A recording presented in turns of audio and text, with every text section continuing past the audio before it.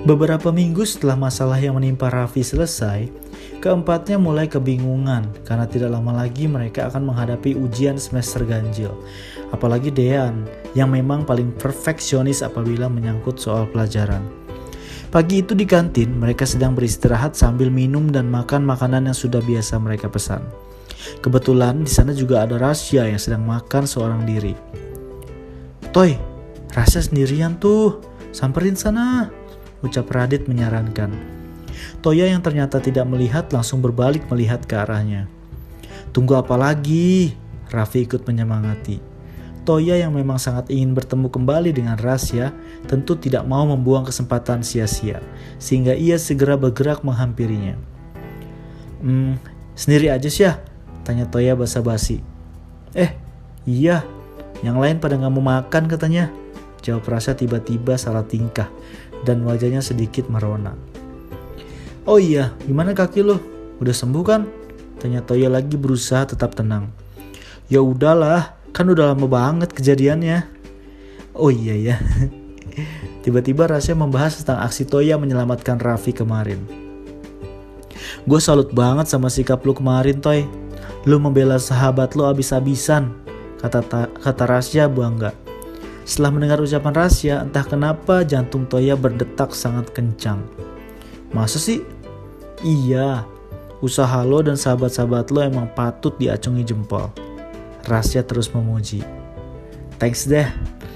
Kalau gue punya 8 jempol, gue kasih semuanya deh buat lo." "Bisa aja lo." "Bisa dong," ucap Rasya sambil tersenyum manis. Mereka berdua pun asik mengobrol sambil tertawa apabila salah satu dari mereka membuat sesuatu hal yang lucu. "Nanti lu mau pulang bareng gue gak?" tanya Toya ragu-ragu. Rasya berpikir sejenak. Dalam rangka apa ya? Tapi boleh juga." "Serius?" tanya Toya untuk meyakinkan. "Iya," jawabnya serius. "Tapi hari ini gue bawa motor loh. Gak apa-apa kan?" "Gak apa-apa lah, lebih seru kali naik motor." "Ya udah, kalau gitu pulang sekolah gue tunggu di tempat parkir ya." "Oke." Setelah obrolan yang menyenangkan itu, bel berbunyi, tanda jam istirahat telah habis. Segera saja mereka berpisah untuk menuju kelas mereka masing-masing.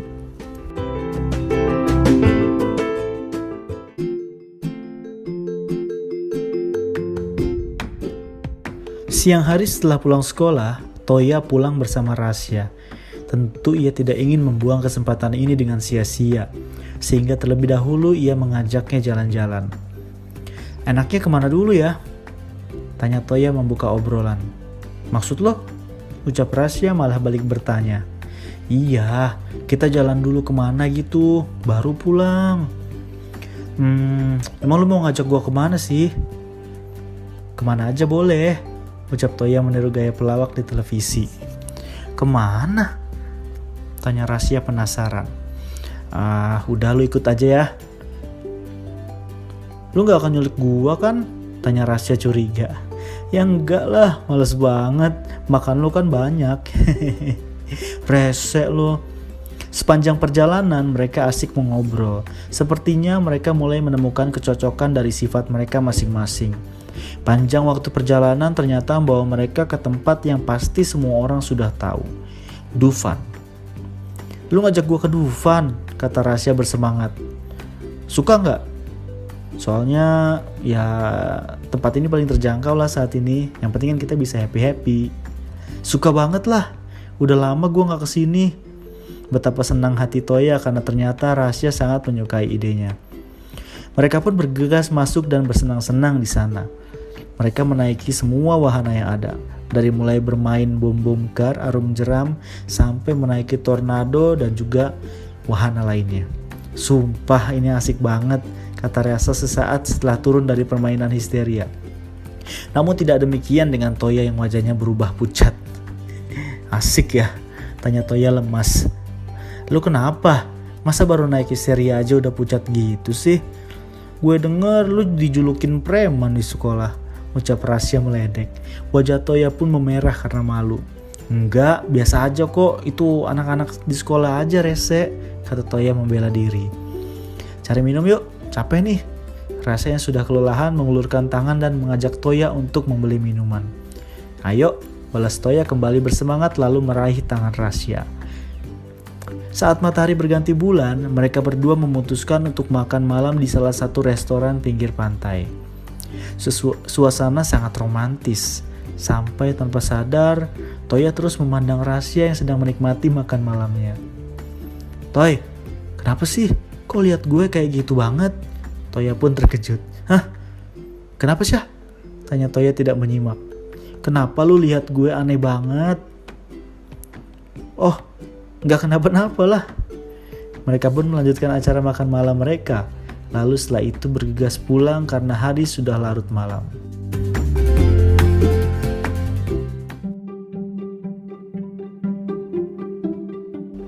Keesokan harinya, Toya, Dean, dan Radit pergi ke rumah Raffi. Tepatnya di kamar, mereka berbicara tentang banyak hal, termasuk Toya yang secara dramatis mengatakan akan menembak Rasya. Lu kedufan sama Rasya? Tanya Raffi untuk meyakinkan. Makan malam juga? Tanya Radit menambahkan. Iya, kenapa sih kalian kayak gak percaya gitu? Jawab Toya terlihat sangat senang. Seru banget dong, tanya Radit. Lagi ingin tahu. Yang jelas, gue seneng banget, jawab Toya sambil mengenang kembali kejadian kemarin. Terus, tanya Raffi menanyakan hal apa lagi yang akan dilakukan. Kayaknya gue udah menantap nih sama Rasya, dan gue akan ungkapkan perasaan gue ke dia segera. Toya terlihat antusias. Wah, ada yang bakal jadian nih di antara kita, kata Raffi ikut senang. Kapan rencananya, Toy? Tanya Radit tidak sabar. Belum tahu juga sih, tapi pasti secepatnya, jawab Toya yakin. Tinggal 1 bulan lagi kita ada ujian semester. Jangan mikirin cewek aja, kenapa? Tukas Dean menasehati. Iya Pak Guru, ucap Toya meledek. Setelah hari itu, Toya mulai melakukan pendekatan terhadap Rasya secara intens, dengan terus mengajaknya pulang bersama. Di saat seperti itu, ia mulai mengerti bagaimana sebenarnya sifat Rasya, dan terlihat jelas bahwa Rasya juga memberikan respon positif kepadanya. Sehingga ia semakin percaya diri untuk segera melakukan prosesi penembakan. Pada hari Sabtu pagi, Toya kembali mengajak Rasya makan malam dan di malam itu rencananya ia akan menyatakan perasaannya. Syah, lu mau gak makan malam bareng gua malam ini? Tanya Toya ragu-ragu. Makan malam? Ucap Rasya mempertimbangkan ajakan Toya. Iya, mau gak? Mau ya? Kata Toya membujuk. Makan malam di mana? Ada deh. Pokoknya lu pasti suka tempatnya. Boleh deh. Kalau nggak pakai deh berapa sih? Tanya Toya menyindir. Iya boleh, jawab Rasya mengganti ucapannya. Gue jemput di rumah jam 7 ya. Sip, kata Rasya setuju. Setelah itu, Toya kembali bergabung dengan Raffi, Dean, dan Radit, meninggalkan Rasya yang juga sedang makan dengan teman-temannya. Perkitiu, celetuk Raffi meledek. Gimana, dia mau nggak? Tanya Radit sesaat setelah Toya duduk di kursinya. Maulah, jawab Toya terlihat sangat gembira. Berarti lu jadi dong nembak dia? Tanya Radit ingin memastikan. Insya Allah jadi, gue udah mantap kok. Perlu bantuan kita nggak? Tanya Raffi menawarkan bantuan. Toya pun berpikir sejenak, lalu kembali bicara. Gimana ya? Gue rasa nggak perlu sih, biar gue urus sendiri aja. Tapi makasih banget ya atas tawaran kalian. Ya wes, semangat deh, sahut Radit sambil menepuk bahu Toya. Kira-kira dia akan terima nggak ya? Tanya Toya meminta pendapat ketiga sahabatnya. Pasti diterima, Raffi optimis. Iya, gue yakin pasti lu diterima, jawab Radit sependapat. Lu Den? Tanya Toya kepada Dean yang sepertinya kurang respect dengan tema pembicaraan mereka. Gak tahu, jawabnya tanpa ekspresi, membuat semangat Toya sedikit berkurang. Ngomong-ngomong, lu mau ngasih apa ke dia? Tanya Raffi lalu memasukkan sebuah bakso ke dalam mulutnya. Ada deh, gue gak mau cerita dulu. Hari Senin aja ya gue cerita ke kalian semuanya.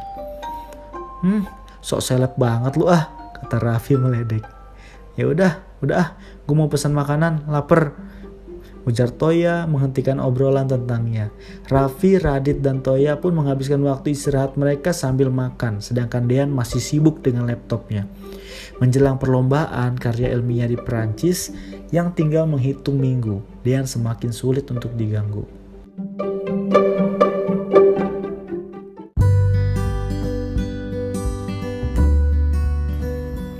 Malam yang dinanti pun tiba. Cuaca yang cerah dan langit bertabur bintang membuat suasana hati Toya semakin optimal. Toya merasa agak grogi saat ia tiba di depan gerbang rumah Rasya. Malam itu ia menggunakan jas kasual berwarna biru navy dengan dalaman kemeja putih dan menggunakan celana panjang semi jeans berwarna hitam. Sedangkan betapa terkejutnya ia melihat Rasya yang tampil luar biasa cantik malam itu dengan gaun malam indah berwarna biru muda dan sepatu hak tinggi, membuatnya begitu terlihat anggun. "Lu cantik banget malam ini," ucap Toya mengagumi. "Masa sih? Tapi lu juga keren kok," kata Rasya balik memuji. "Thanks," Toya tersipu malu. Segera saja Toya membukakan pintu mobil untuk Rasya. Lalu mereka berdua memulai perjalanan malam itu menuju sebuah restoran mewah yang letaknya berada di lantai paling atas sebuah gedung di Jakarta.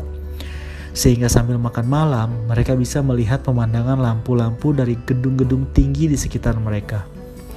"Wow, keren banget tempatnya," ucap Rasya kagum saat sampai di meja mereka. Toya sengaja memesan meja yang letaknya persis di sebelah jendela, sehingga mereka bisa melihat dengan jelas gedung-gedung di sekitar mereka.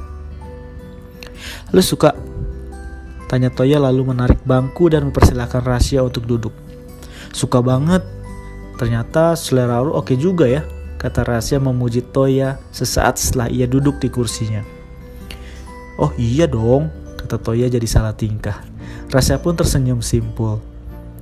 Setelah makan malam tersaji di hadapan mereka, keduanya pun memulai makan malam sambil ditemani oleh alunan musik akustik yang malam itu membawakan lagu Everything I Do It For You dari Bryan Adams, yang terdengar sangat merdu di telinga dan sesuai dengan tema malam ini.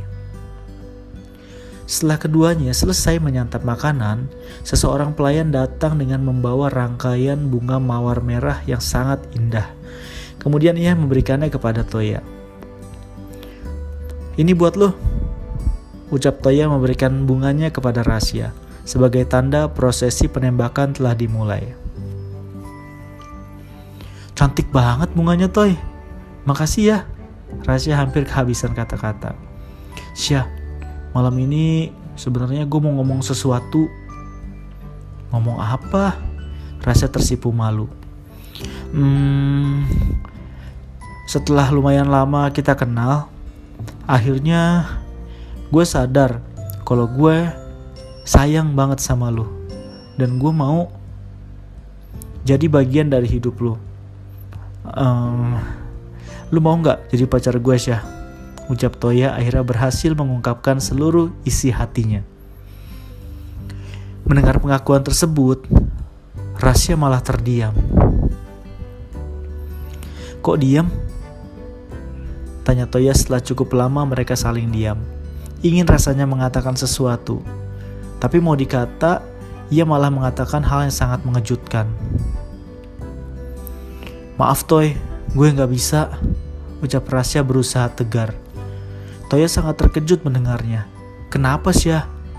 Apa gue kurang pantas buat lo?" Rasya segera menyanggah. "Bukan, lu udah terlalu baik buat gue. Tapi maaf, gue gak bisa," jawab Rasya yang langsung pergi. Bahkan bunganya pun ia tinggalkan di atas meja. Toya yang sangat terpukul langsung mengejar Rasya yang sudah terlanjur masuk ke dalam lift, sehingga ia memutuskan untuk berlari lewat tangga darurat. Beruntung ia berhasil mengejar Rasya sampai di tempat parkir. Syah, tolong jelasin kenapa lu gak bisa terima gue," kata Toya sambil terengah-engah. "Gue minta maaf Toy, gue bener-bener gak bisa," kata Rasya mulai menangis. "Tapi kenapa?" kata Toya tidak mengerti kenapa. "Jangan paksa gue. Syah, Kasih gue alasannya. Please, biarin gue pergi, Toy. Rasya memohon. Toya yang tidak tega melihat cewek menangis memilih untuk membiarkannya pergi. Semakin lama semakin menjauh. Malam itu seakan-akan bulan dan bintang menertawakan kegagalannya. Diselimuti udara dingin malam hari itu, ia masih berdiri terpaku, meratapi nasib. Toya patah hati.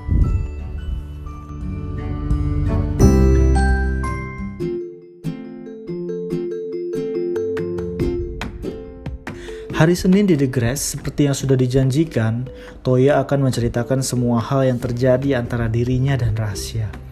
Namun saat mereka berempat berkumpul, wajah Toya terlihat tidak bahagia. Hal itu membuat ketiga sahabatnya semakin penasaran. Gimana Toy? Katanya lu mau cerita, tanya Radit tidak sabar. Tapi muka lu kok sedih gitu sih, kata Raffi menambahkan. Tebakan kalian berdua salah. Rasya nolak gue, jawabnya Toya ketus. Hah? Gak mungkin.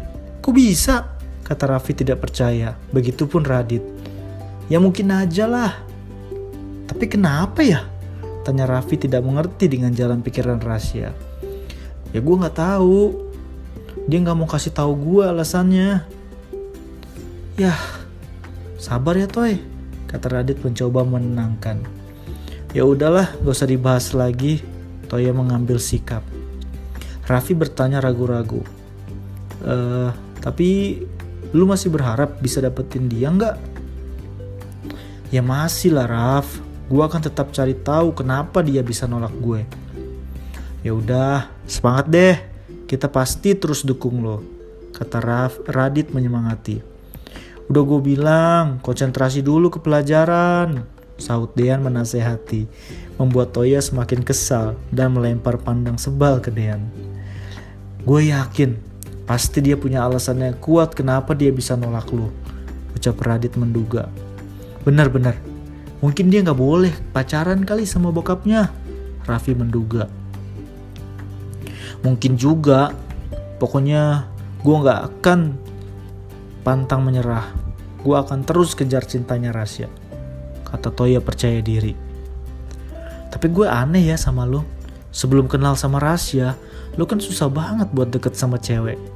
Tapi setelah kenal Rasya, lo jadi pejuang cinta gini, ucap Radit mengomentari perubahan pada sifat Toya. First love, sahut Raffi bermaksud meledek. Gue juga gak tahu, baru Rasya yang bisa bikin gue bener-bener jatuh cinta. Sekaligus membuat lo patah hati gitu, sahut Raffi kembali meledek. Keempatnya pun tertawa. Sialan loh, kata Toya ketus. Setelah Toya terlihat semakin kesal, ketiganya memilih untuk mengganti topik pembicaraan sambil menikmati sore mereka di The Grass.